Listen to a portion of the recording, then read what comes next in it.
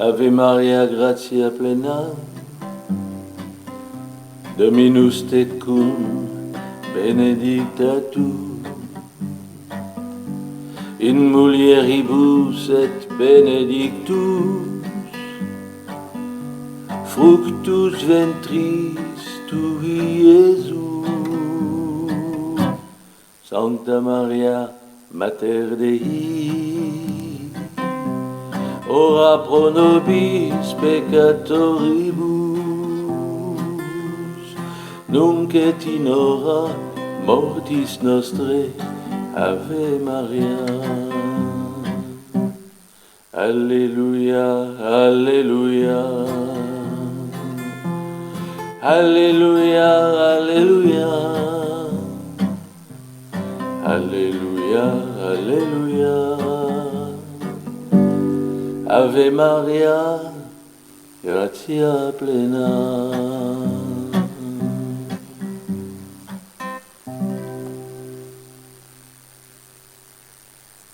Bonne journée.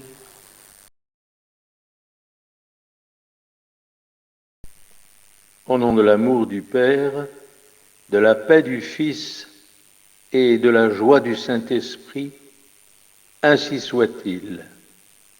Alors, chers amis, chers pères, chers frères et sœurs, et chers grands amis nouveaux de la nouvelle Église triomphante du Saint-Esprit, aujourd'hui, le 4 août, eh bien, j'aurais souhaité vous confier d'abord une première petite confidence à propos de Saint Joseph, que nous honorons bien sûr régulièrement, et puis vous confier aussi une lettre qui m'avait été adressée par l'abbé Benoît de Jorna, qui est bien sûr le supérieur du district de France pour la fraternité Saint-Pédis. Amen. Alors pour commencer, je vais remercier bien sûr un des chanoines de l'abbaye de la Grâce en France qui écrivait « Joseph, Saint Joseph, a un cœur d'enfant. Il a vu Jésus grandir jour après jour en sagesse, en taille et en grâce devant Dieu et devant les hommes. Tout comme le Seigneur avait fait avec Israël, il lui a appris à marcher en le tenant par la main. Il était pour lui comme un père qui soulève un nourrisson, tout contre sa joue. Il se penchait vers lui pour lui donner à manger. Jésus a vu en Joseph la tendresse de Dieu. Comme la tendresse du Père pour ses fils, la tendresse du Seigneur pour qui le craint. L'histoire du salut s'accomplit en espérant contre toute espérance, ceci à travers nos faiblesses. Mais nous pensons trop souvent que Dieu ne s'appuie que sur notre côté bon et gagnant, alors qu'en réalité, la plus grande partie de ses desseins se réalise à travers et en dépit de notre faiblesse. Amen. Alors, comme promis, je voudrais vous communiquer la lettre de l'abbé Benoît de Jorna. Une épidémie a frappé le monde. Parallèlement, des crimes sont commis dans notre pays, notamment contre des chrétiens par des assassins se revendiquant de l'islam. Il est fascinant de constater les étranges réactions de la puissance publique devant ces deux faits. Commençons par l'épidémie. Le premier point à noter est que tout a été sacrifié à la santé corporelle. La religion la culture, l'amitié, la vie sociale, l'attention aux plus fragiles, le contact avec la nature, même l'économie, tout peut disparaître, pourvu que perdure la vie de nos organes. Alors, chose extraordinaire, pendant 3 mois, il n'était plus permis de se marier à la mairie, il n'était pas non plus permis de se promener tout seul à la campagne, si l'on était à plus d'1 kilomètre de chez soi. Et la seule chose encore autorisée, c'était de travailler à distance, bien sûr, et bien isolé dans sa bulle. Et bien sûr, de consommer. Mais pas n'importe quelle consommation. Il s'agissait de manger, de boire, de se laver, et c'était tout. Ah oui, quand même, on pouvait encore s'abrutir devant les écrans avec des nouvelles terrifiantes. Le décompte quotidien des morts pour apeurer le bon peuple.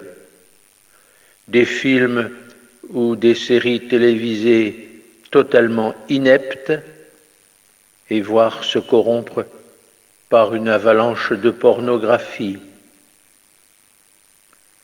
Derrière ces choix gouvernementaux, dont l'unanimité mondiale a quelque chose d'assez impressionnant, on aperçoit un féroce matérialisme. L'homme n'est rien d'autre que le produit mécanique et chimique d'une évolution biologique aveugle et sans but. Son destin est bien sûr de jouir le plus longtemps possible avant de rejoindre le néant. Et comme cette perspective de la mort serait déprimante, il vaut mieux la cacher. Les enterrements ont été, durant les derniers mois, sinon interdits, du moins réduits à leur plus simple expression. Rien d'autre que la vie biologique n'a d'importance. Prendre un risque, même calculé, même modéré, même justifié, est devenu comme impossible, surtout si cela met en danger la précieuse vie corporelle. Alors passons maintenant à ce que l'on nomme le terrorisme islamique. Bien entendu, ces assassinats horribles, épouvantables, sont à condamner sans réserve, qui que ce soit qu'il frappe. Il est évidemment nécessaire que dans toute la mesure de ses moyens, la puissance publique protège les honnêtes gens de ces crimes. Mais sur ce point, et sous-jacent à la politique menée par nos gouvernants, on distingue pour commencer un refus du péché originel. Si l'homme est naturellement bon, comment se fait-il que le mal existe, ce mal si brutal, si effrayant? Mais si, au contraire, l'humanité est contaminée par le mal, par le péché, dont la noirceur est sans limite, alors on ne peut être surpris de le voir surgir au milieu de nous. De plus, lorsqu'on croit au péché originel, on sait que la paix, la concorde, le respect et l'honnêteté, etc., sont des réalités fragiles qui ne se maintiennent que par la vertu, elle-même reposant ultimement sur la grâce. Mais précisément, le système actuel refuse toute idée de vertu et ne compte que sur les réalités matérielles et les appétits de jouissance comme rempart contre le mal. Pourtant, comme le remarquait Monseigneur Lefebvre, on ne peut mettre un policier derrière chaque citoyen pour le surveiller ou le protéger. Et d'ailleurs, même dans ce cas imaginaire, qui nous protégerait d'un policier devenu méchant? Alors, face à ces crimes, quelles solutions sont promues? A priori, on s'attendait à un renforcement des moyens de la police, de la justice, du renseignement, etc. Alors certes, on prend quelques mesures en ce sens, mais elles sont bien limitées. En revanche, et de façon caractéristique, on en profite à chaque fois pour restreindre la liberté du bien, et notamment le peu de liberté scolaire qui nous reste. C'est ainsi que l'obligation de suivre à la lettre les programmes scolaires étatiques se fait de plus en plus lourde chaque année. C'est ainsi que les inspections des écoles hors contrat deviennent de plus en plus fréquentes et tatillonnes, et souvent odieuses et injustes. Et c'est ainsi que l'obligation scolaire a été étendue de l'âge de 6 ans à l'âge de 3 ans. C'est ainsi qu'un projet de loi envisage de supprimer le droit de faire l'école à la maison, etc., etc. Alors, à la suite de ces mesures toujours plus contraignantes et attentatoires à la liberté du bien, les crimes d'origine islamique ont-ils diminué? Aucunement. Et c'est même surtout le contraire. Et c'est ainsi que l'obligation scolaire a été étendue de l'âge de 6 ans à l'âge de 3 ans. C'est ainsi qu'un projet de loi envisage de supprimer le droit de faire l'école à la maison, etc., etc. Alors, à la suite de ces mesures toujours plus contraignantes et attentatoires à la liberté du bien, les crimes d'origine islamique ont-ils diminué? Aucunement. Et c'est même surtout le contraire. Il est d'ailleurs évident que ce n'est pas le fait qu'un enfant entre à la crèche à 3 ans plutôt qu'à l'école primaire à 6 ans qui va réduire le nombre de candidats aux attentats terroristes. Il n'y a bien sûr aucun lien entre ces deux réalités. La vérité, c'est que la puissance publique utilise la légitime émotion suscitée par des crimes horribles, la peur qui naît spontanément de ces méfaits pour faire avancer son projet toujours plus terrifiant de totalitarisme laïque.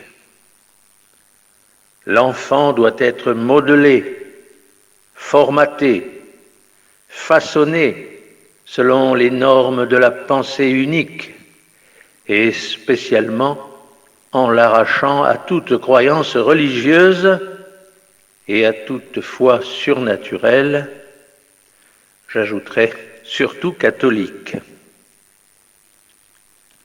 Amen.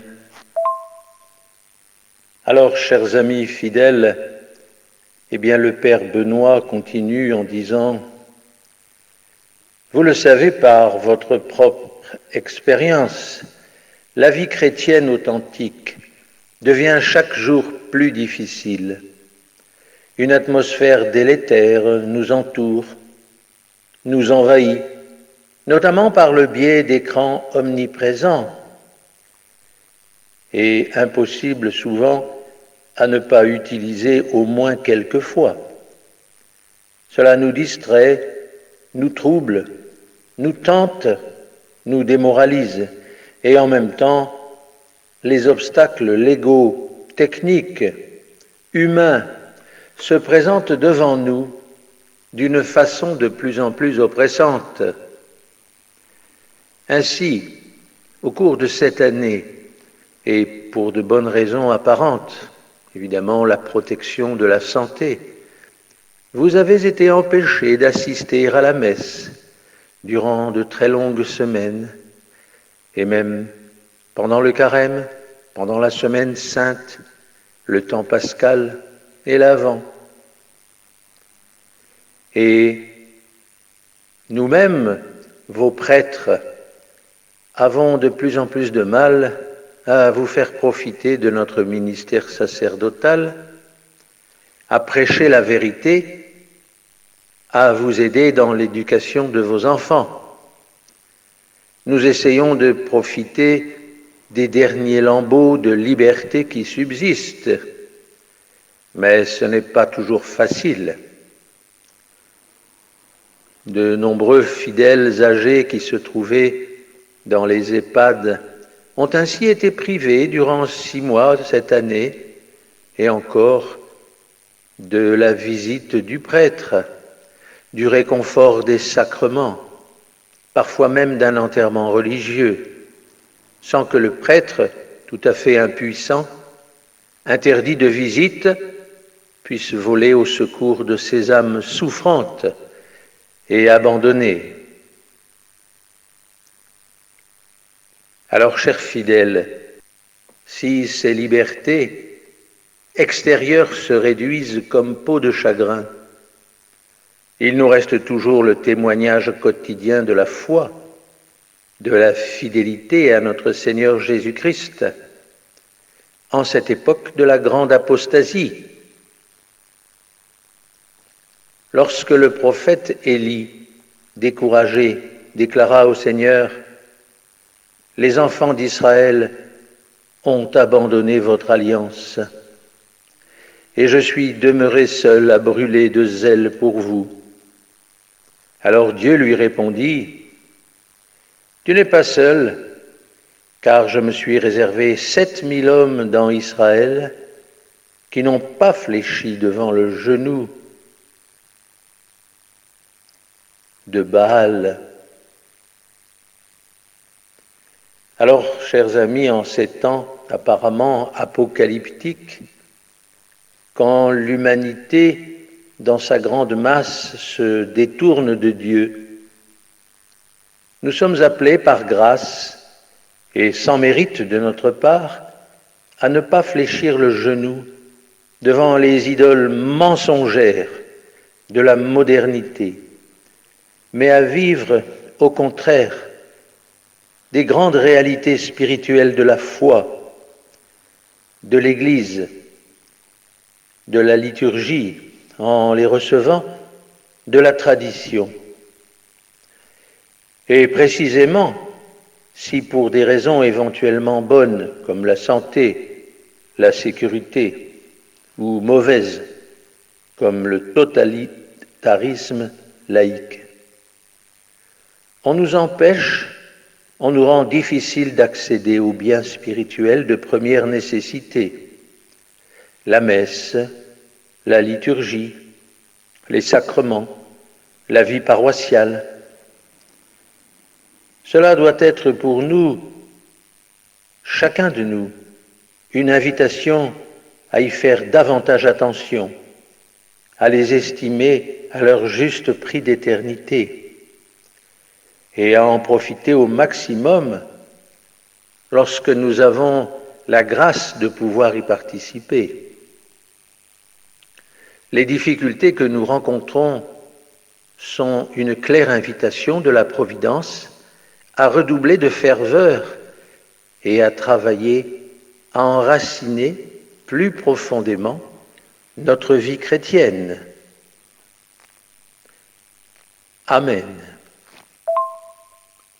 Alors bien sûr, je tiens à remercier encore l'abbé Benoît de Jornat, qui est le supérieur du district de France de la Fraternité Saint-Pie X, Et je le remercie encore d'avoir été fidèle à l'héritage de Monseigneur Lefebvre, parce qu'il s'efforce de nous porter assistance, mais sa fidélité magnifique chrétienne nous donne l'exemple à nous, prêtres de la Croix glorieuse, de ne pas lâcher prise devant la franc-maçonnerie qui veut absolument tout éteindre dans nos églises aujourd'hui. Alors, bien sûr, je l'invite à nous rejoindre dans la nouvelle église triomphante du Saint-Esprit et je le remercie encore de m'avoir permis de vous communiquer son courrier gentiment adressé. Amen.